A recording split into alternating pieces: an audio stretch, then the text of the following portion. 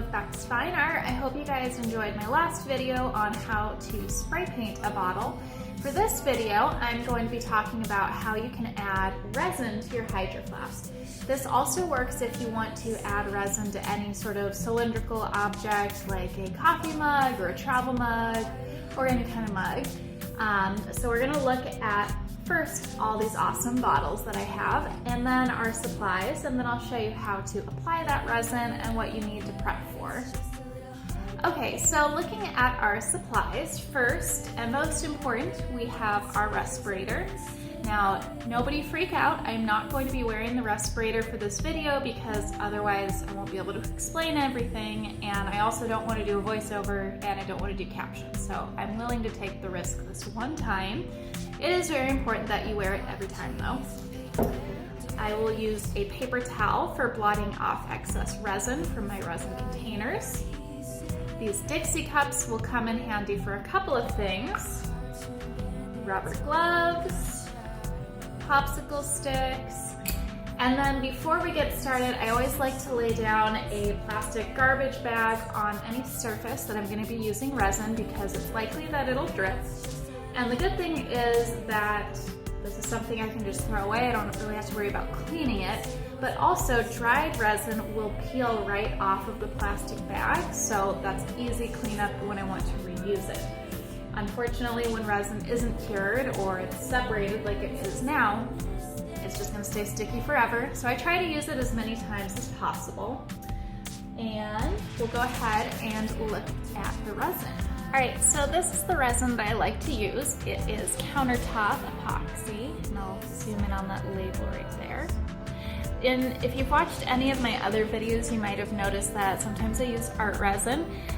This is a little bit higher quality. It can actually withstand 500 degrees. It's scratch resistant, and I just think it's a little bit more durable than art resin, obviously because it is meant to be put on countertops. That being said, I like to use art resin for different things, and sometimes if I'm making a lot of bottles, like for a festival, what I'll do is I'll use art resin for the base layers, and then my last layer I will use countertop epoxy. But I highly recommend this if you're going for just the best quality. This is the best one that I have found so far. It doesn't mean that there aren't any that are as good, but this is the one that I like to use. Okay, so now that we're ready to get mixing, I just wanted to share with you an easy tip that I learned when I first started. So it's very important that you mix up exactly the same amount of both parts of your epoxy. So an easy way to do that is to take your popsicle stick, mark a line at how much resin you need, and as you do this more, you'll figure out how much you actually need versus how much directions tell you you need. And you will stick that popsicle stick in your Dixie cup. You'll take your first part of your resin, pour it in exactly to that line, then stick it in your second Dixie cup and repeat that process. If you don't do this, you might end up with uneven amounts, which means that when your resin cures, it could be kind of lumpy and uneven when it dries. So it's really important to mix up exactly an equal amount of each part of this.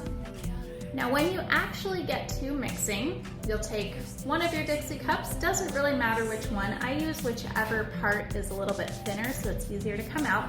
Scrape out as much as you can from that Dixie cup into your first one. And then when you are mixing, you're going to mix for a total of 3 minutes. Now some resins might tell you to mix more, some might mix less, so definitely go off the directions for that specific resin. I've come up with a formula that I think works for both art resin and countertop epoxy. So 3 minutes total. I'm going to stir very slowly in one direction for 1.5 minutes. Once it gets to 1.5 minutes, I switch directions. Now it's really important to go fairly slow and not really fast, like you can see. The faster you go, the more bubbles you're going to end up with, and the more bubbles mean that that could potentially dry with a bubble on your bottle or whatever surface you're adding the resin to. And we don't want that, especially if you don't have a heat gun or a blow dryer to get those bubbles out with. So try to stir nice and evenly, not too fast. You definitely need to do it for 3 minutes, like I said, because we don't want the resin to end up drying uneven. So now that we've talked about mixing the resin and how much to measure, I'm actually going to get started with that. So I'm going to put on my gloves. I'm not super fancy like a doctor. I can't do it that quick. I've got my paper towel right next to me. And nobody freak out, I'm not going to measure my Dixie cups because I have done this a million times. Obviously I'm exaggerating, but I've done this enough to where I can just eyeball it. But if this is your first time, make sure you measure because you'll likely end up with something not what it's supposed to be.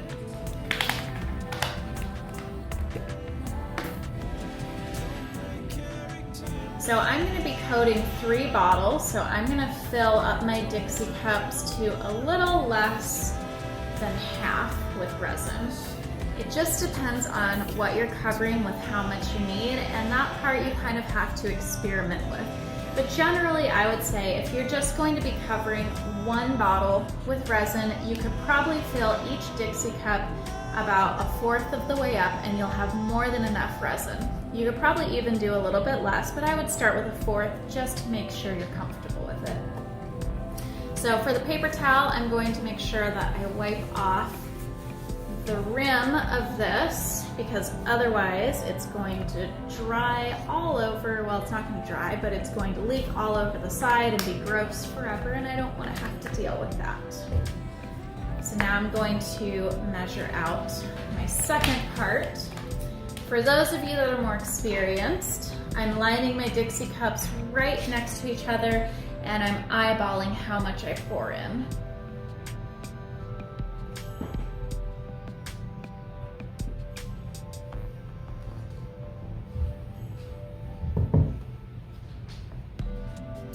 Now, one other thing I want to mention while this is leveling out is the temperature also plays a big part in curing, especially for countertop epoxy.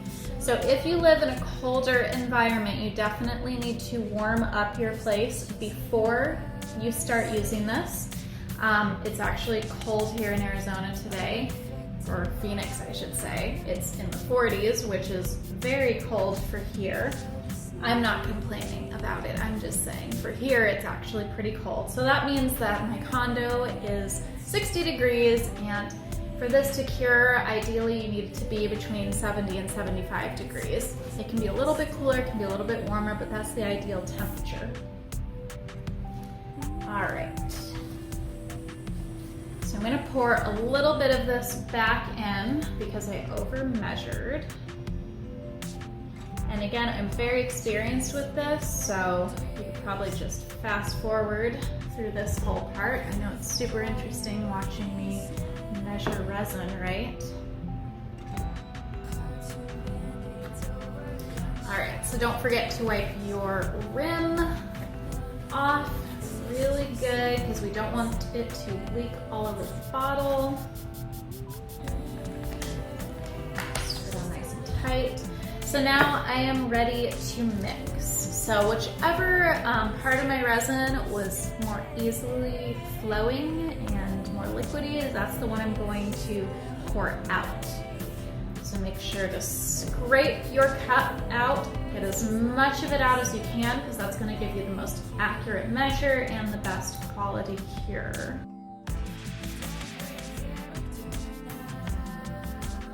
Okay, so now we're ready to mix for 3 minutes.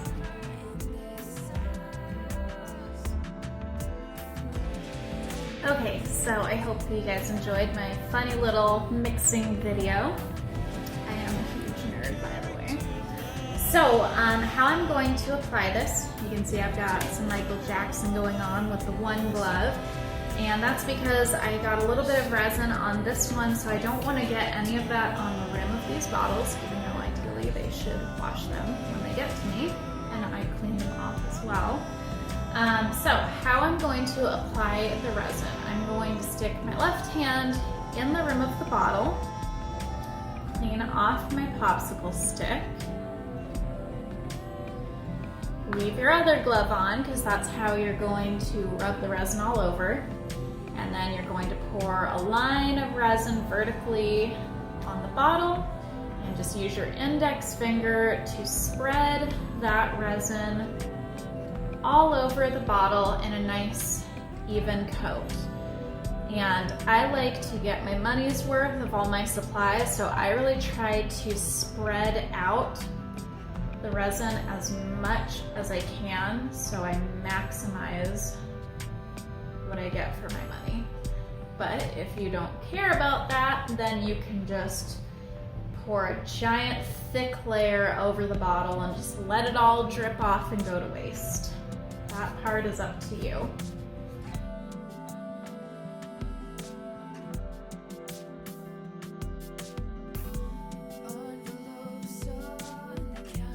And I should also say that I make sure that I put that resin right up to the metal part of the bottle. I don't put the resin over the metal rim because it will just come off.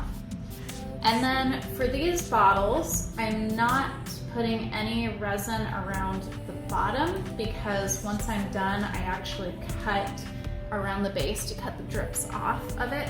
So I'm not worrying about that. Once I have my cup turner set up, then I will. So now that I feel like I've got my whole bottle covered, I'm just gonna turn it in my hand to make sure that I didn't miss any spots. And then a lot of people ask me how I get it to dry. I just flip a Dixie cup over and I set it on top of the Dixie cup, of course on top of my plastic bag, and then it drips off the bottle onto the Dixie cup. And as you can see with this one, you do end up with drips at the bottom, but that's what I was talking about before, where I will cut that off. All right, so I'm gonna add resin to 2 more bottles, and then we're gonna be done with this.